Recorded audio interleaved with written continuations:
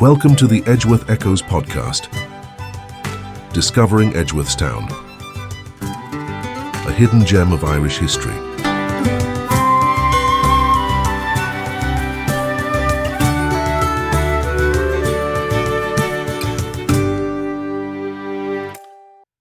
Welcome to another edition of the Edgeworth Echoes podcast.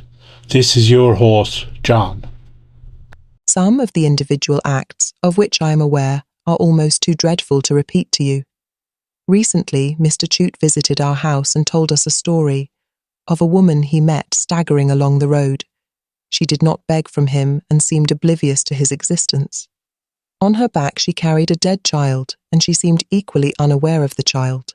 This time out, we are looking back to the National Famine Commemoration, an annual event which takes place in a different county each year, and this year took place in Edgeworthstown. The audio you heard was from a letter Maria Edward wrote to her sister in 1847 at the height of the famine, and is a story recalled by guest speakers at the event on the 19th of May.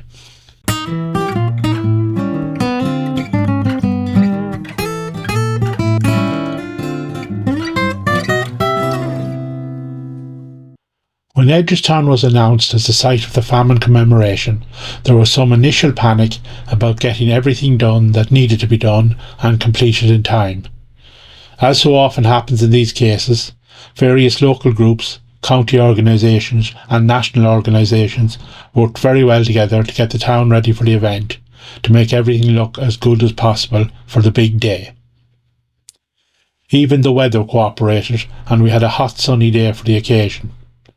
Early in the day, access to the town was curtailed and traffic reduced. TV cameras, Gardaí and members of the army took up positions in and around the green, and as the time began to begin approached, guests and spectators also began to arrive. The army band started up with the music, the arrival of the Taoiseach was announced, and the main event could kick off.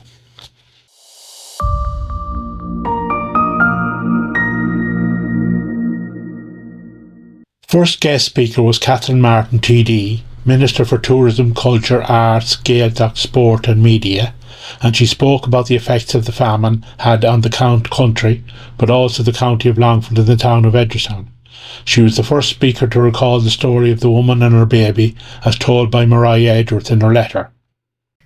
As Chair of the National Famine Commemoration Committee, it is a great honour for me to welcome you all to this year's commemoration here in Edgeworthstown. As the Longford County Archivist Martin Morris details in his excellent essay in today's programme booklet, the people of Longford endured widespread hunger and death, faced the trauma of overcrowded workhouses and lived with the scourge of emigration long after those dark years of the Great Famine. While we can be shocked by figures such as the drop in Ireland's population from an estimated 8.5 million in 1846 to 6.5 million in 1851, they don't convey the full lived horror and tragedy of the starvation, disease and death visited upon so many Irish people. To fully appreciate this, we need to turn to the first-hand accounts from that time. As we will hear in letters read today by Matt Farrell, a bright spot in this period in Edgeworthstown was the efforts of the author Maria Edgeworth and her family to help those most in need. In one truly harrowing account, she writes of a woman so overwhelmed and broken by the effect that she does not seem to even notice that the child she carries on her back has died. While others of her class isolated themselves from this suffering on their doorstep and often exacerbated it, Maria Edgeworth rejected the dehumanising effects of this attitude and took action. The strong pride of place and sense of community here in Edgeworthstown is obvious, both today and in the many events that have been taking place over the last. I believe that this is in no small part due to the deep understanding Edgeworthstown and many communities across Ireland have of the suffering that occurred during An Gorta Mór. Today, as we remember the victims of this cataclysm in Ireland, the vital message that this commemoration sends out to the world is indeed one of hope and renewal. The people of Longford and this country persevered through desperate suffering. Their music, songs and language survived, and we still stand here to honour the dead, the exiled, those left behind.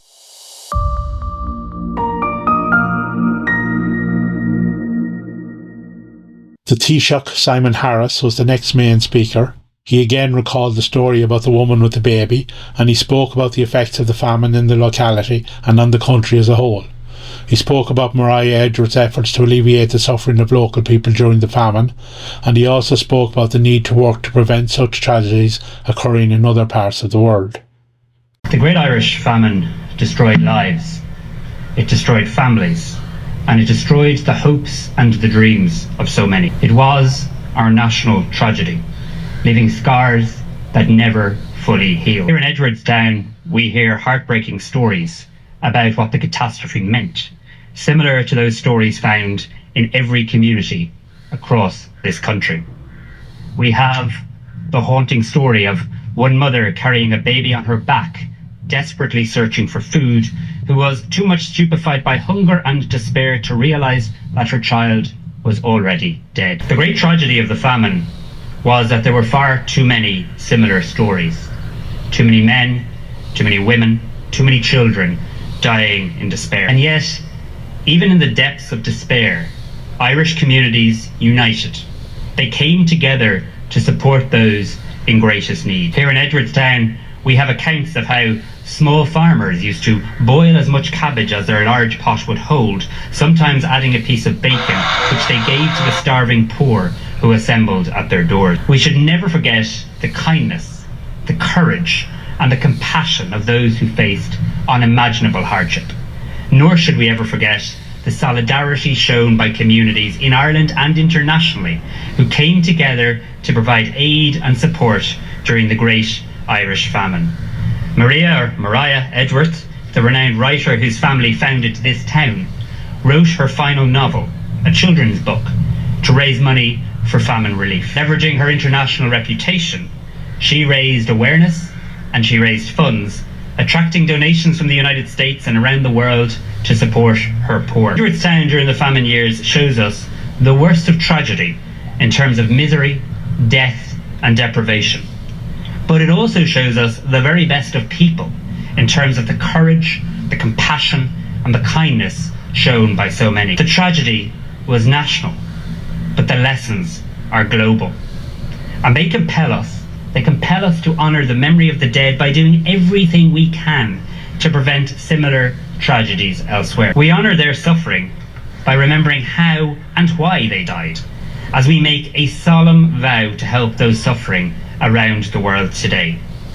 We best honour those who died by rededicating ourselves to saving the lives of others in greatest need. As we reflect today on the immense suffering and resilience of those who lived and died during the Irish famine, let us recommit to honour their legacy, not simply through remembrance, but through action.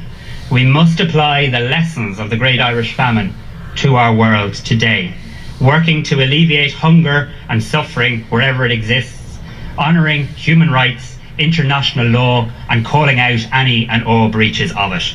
By showing empathy, by showing compassion, by showing solidarity with those in need, we can ensure that the spirit of those who died lives on in our efforts to create a more just and more humane world. An Gorta Mór is a tragedy that we will never forget. But it's more than that. Our history now demands that we do everything we possibly can to make sure it is never repeated in any part of this world. Local musicians performed traditional music, some of which was composed by Thomas Blind Kiernan, a noted 19th century fiddle player from Drumlish. A poem was read, specially written by Granard poet Noel Monaghan, about another 19th century musician, Thomas Kerrigan, an uilleann piper from Granard.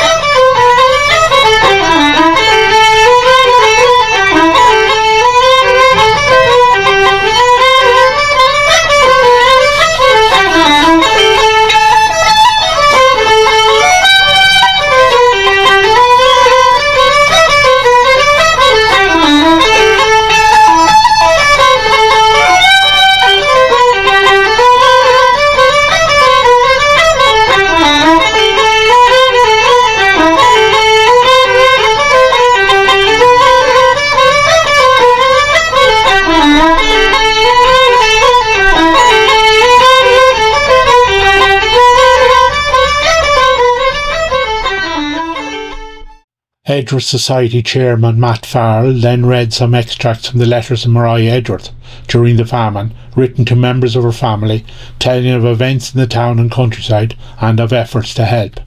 Mariah Edgeworth was 77 years of age at the commencement of the famine. Even though she considered herself a private person, in truth, throughout her life she concerned herself with what was happening politically in Ireland, Great Britain and Europe. Edgeworth's status as an author of international renown gave her a unique position in lobbying for aid during the famine, a status which he fully exploited.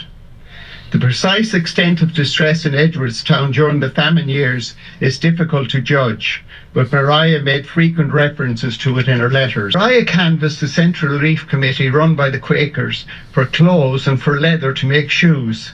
She could not see how labourers could be expected to work in their bare feet. On the 9th of March 1847, she wrote to Fanny with some good news. The skins are come, huge skins of leather, 40, more like 50 pair.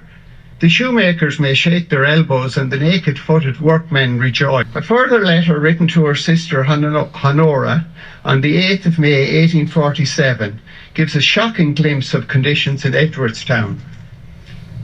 Some of the individual assertions of facts to one's knowledge are almost too dreadful to repeat to you. Mr. Chute told us that in coming here yesterday on the road near Edgeworthstown, he saw a woman tottering along who did not beg from him and who seemed too much stupefied by hunger or despair or disease to notice him at all. He saw hanging at her back, the head bobbing around from side to side without her minding or seeming to feel it, a dead child. I believe it only fair to attribute the word generous to the Edgeworth's contribution towards famine relief during this dreadful time in our history.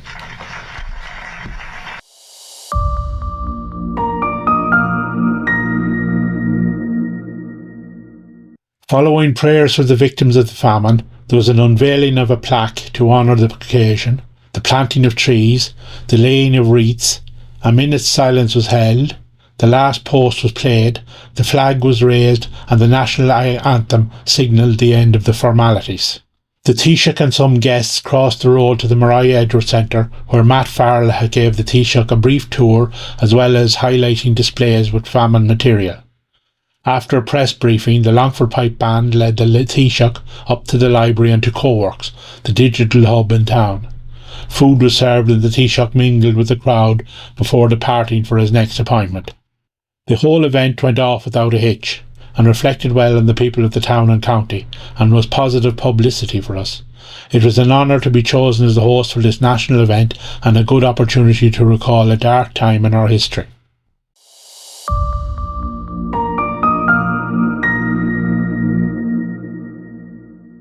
So this ends another episode of our podcast. The audio extracts in this podcast were taken from the broadcast of the event. The complete event can be found on YouTube, and I will add a link to the video in the description. As always, I hope you enjoyed listening to this episode. Please like and share it with friends. Until next time.